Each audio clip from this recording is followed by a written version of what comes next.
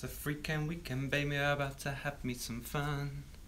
Hello guys, this is Jack from Fluency.com and welcome to this special edition English lesson here on Friday afternoon. It is the 22nd of September and it is 2:45 p.m. and I was going to make a video on a few topics. I had some ideas to make a video, but I decided instead to go live and just to answer some questions because I wasn't quite sure what I was going to make a video about. So welcome, welcome, welcome. 51 people are here already. That is incredible. Now 43. Bye-bye everybody. Please, please, please like and share this video. It will help reach more people. And the idea of this video is very simple. If you have questions about learning English, about the English language, about anything, then leave them in the live chat. And if you are watching the replay, then know that people watch this live, which is really cool. And if you want to watch it live next time, turn on the notifications for this video. And if you have, for this channel, if you have the YouTube app, then you'll get a notification on your phone when I go live. So 51 people were watching before, now there are 25. This is not going very well so far, is it? I'm just joking. What happens is, a lot of the time, YouTube sends out notifications to other people as well. So it's kind of interesting how they do that. Any questions? This is your opportunity to ask some questions. So many people are in the chat. Jose says the best English teacher is live. That is so kind. Thank you very much. What do you know about Brazil? Well, I went to Brazil in 2007 and I spent some time in Rio. It was fantastic. I had such a good time there. As for what I know about Brazil, I've met a lot of people from Brazil and I know a little bit about the history. I know some of the big cities and where they are located, but I don't know too much. But I did spend about 10 days there in 2007. Karen says hello from Valencia, Jack. Great to see that somebody from Valencia is here. I spent a year in Valencia, one of my favorite places, and I hope to go back this winter as well. Maybe I'm going to do that. So this week has been a fun week for me. I've been in the office every day and I've managed to get quite a few videos and other things made. I made a video on Facebook recently where I talked about how it's difficult to understand movies in English, and that I gave you some tips on how to improve your ability to understand movies. And one of them was this: improve the audio. Because a lot of the times it's difficult to understand what they're saying because of poor quality audio. So that's one of the things that you can do. Estella is here. Do you have any idea how I can know my English level? Yep, I have a video on that where you can evaluate yourself. Somebody today sent me the results of their English test. And it was an online test. And I asked them, did this exam test your listening and your speaking? Because most online tests, they'll send you multiple choice questions, simple questions that you can easily answer if you know a little bit of grammar. But the key is this: knowing what your speaking and listening level is to, because that is what we all want to have. We want to have a high level of listening and speaking so that we can have these conversations, okay? Can I join your program and also try it for 1 or 2 months? So my program, there's a link in the description. You can try it for 1 month. There's a 30-day money-back guarantee, which means you can take the course for 30 days, do as much as you want, and if you don't think it's going to help you, you can get a refund. But after 2 months, you can't get a refund. It's a very simple policy in that sense. I feel weird when I talk in English and I'm afraid of making mistakes, but I can understand English movies easily. Well, in this case, it seems like you need to do more production. You need to speak more. And go to fluency.com/speaking. I'll write it down for you. .com/speaking to learn the method. Hopefully that's clear. To learn the method that I recommend you use, and you can use this from anywhere in the world. It's a simple but very effective method. How can I learn fast? Do the right things and do them often. Okay? For example, follow this method and use it every day. Use it every day. Because it's not just about how much time you spend learning English, it's about what you do with that time to make it more efficient. Okay, to make that learning more efficient. Esther, I'm from Barcelona. Very cool. I didn't know you were from Barcelona. If you have the chance, I would like to explain what is the difference between brand and make. Oh, like a make of shoes or a brand. What make of shoes are you wearing? What brand of shoes are you wearing? I don't think there's a big difference. I think brand is used more when talking about marketing, okay? And a make is more of a definition. So you can say, what make of shoes do you have? They're Nike or they're Adidas or they are, Asics or whatever it is. But when you're talking about a brand, it's more often used when you're talking about the marketing side of things. For example, the Nike brand is huge. And that means like their power and the recognition of that company is really big. I'm going to take proficiency. I'm going to take proficiency. I can't speak. I'm going to take an exam at my university. What do you recommend for proficiency? Okay. It's very difficult to give you tips without knowing you personally, but when it comes to exams, I always say, know the exam. Know what you need to do in this exam, okay? So read past papers, take tests, find a teacher who knows how to do this exam, and then work on your general English too. So do both of these things. They are both important.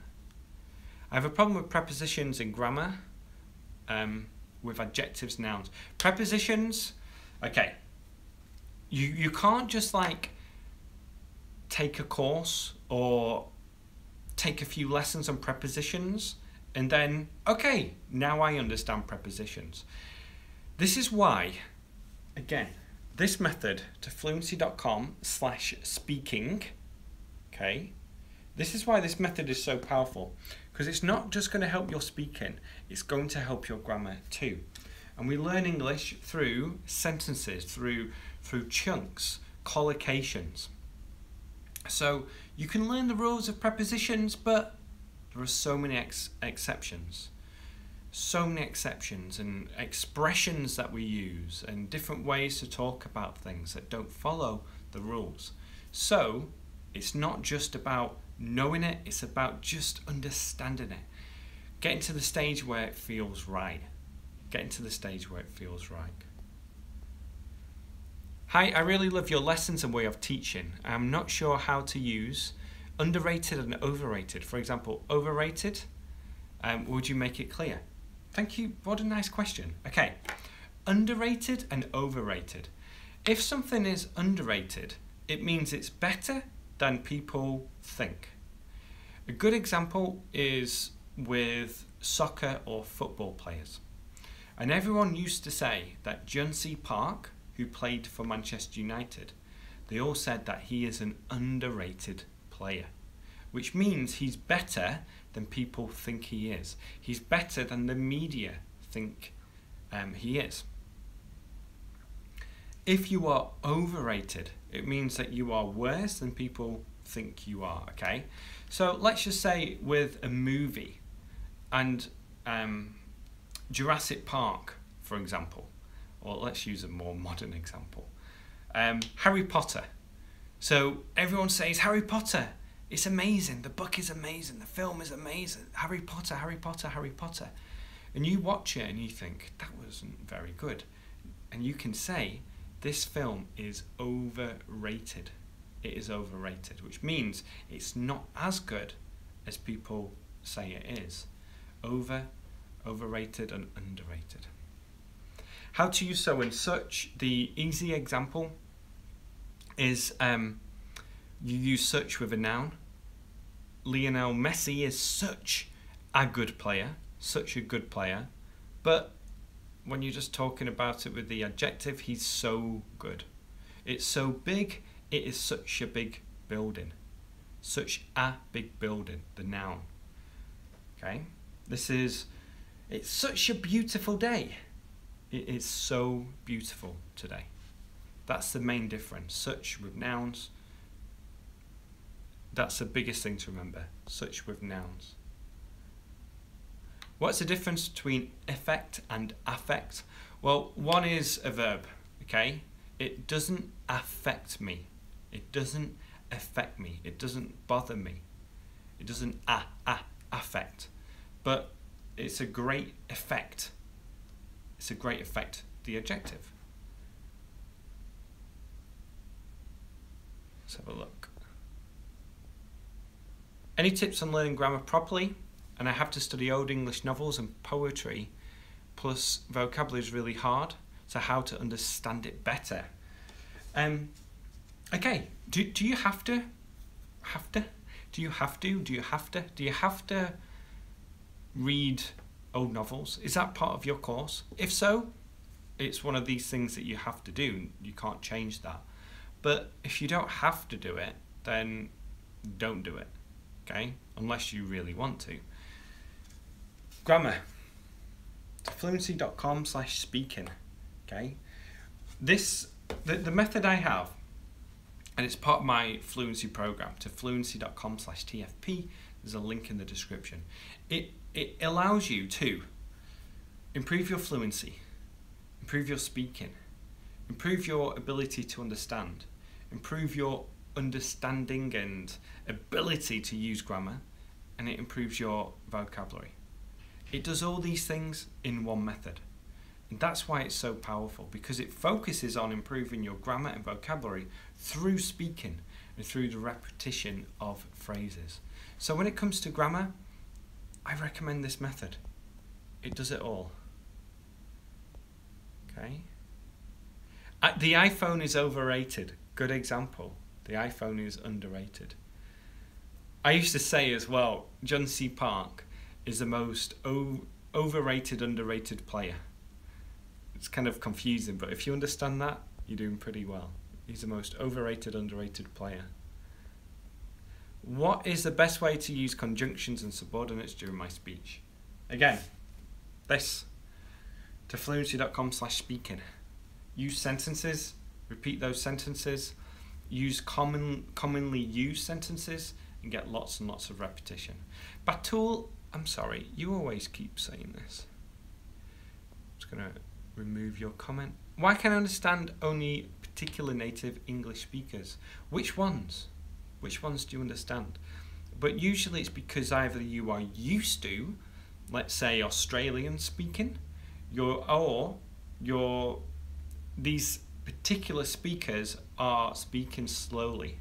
These particular speakers are speaking slowly, therefore you can understand them.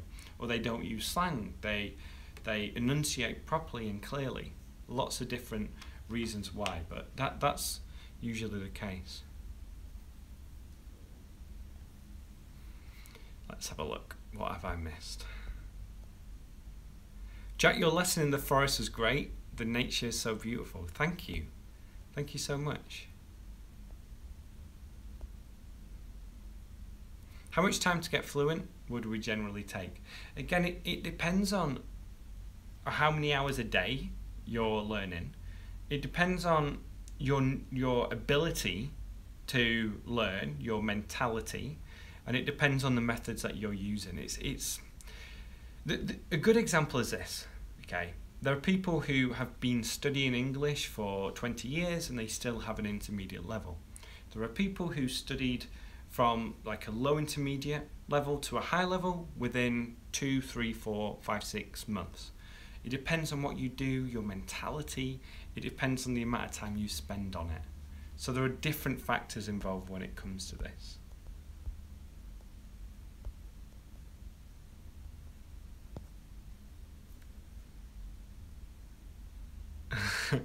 Sorry, I don't have any questions. That's no worries. Sharif says, "Hi Jack, would you make a video about the UK culture?" Yeah, next time I go to the UK, which might be soon, hopefully, I'm going to make some videos there and talk to people and film and interview friends, interview my sister, talk to them and show you around the UK a little bit, which will be exciting. Maybe go to a soccer game, a football game, and show you what that's like to do those things. When will be the next vlog?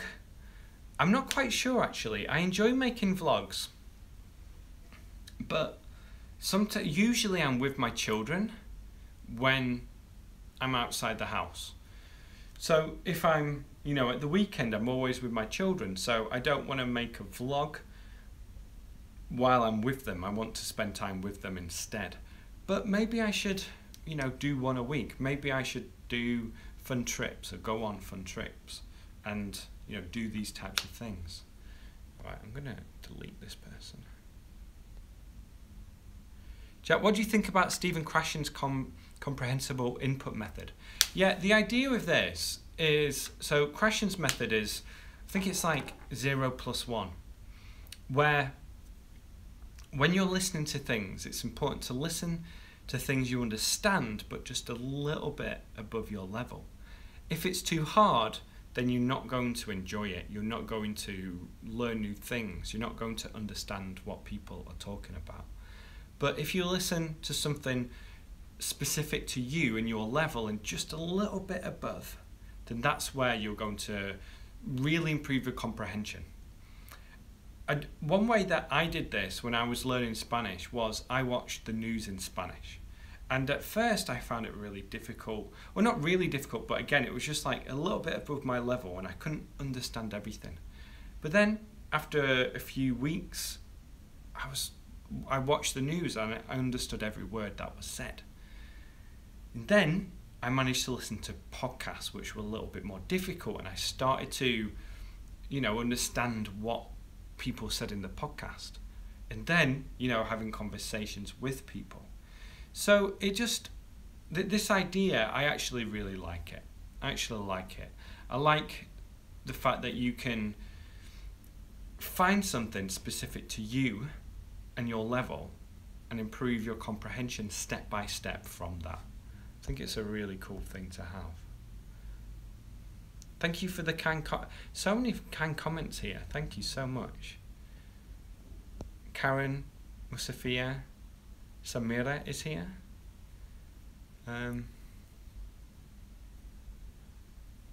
Please teach us the passive. One of the things that I say about the passive is it just changes the emphasis of a sentence. And again, I'm going to say this again.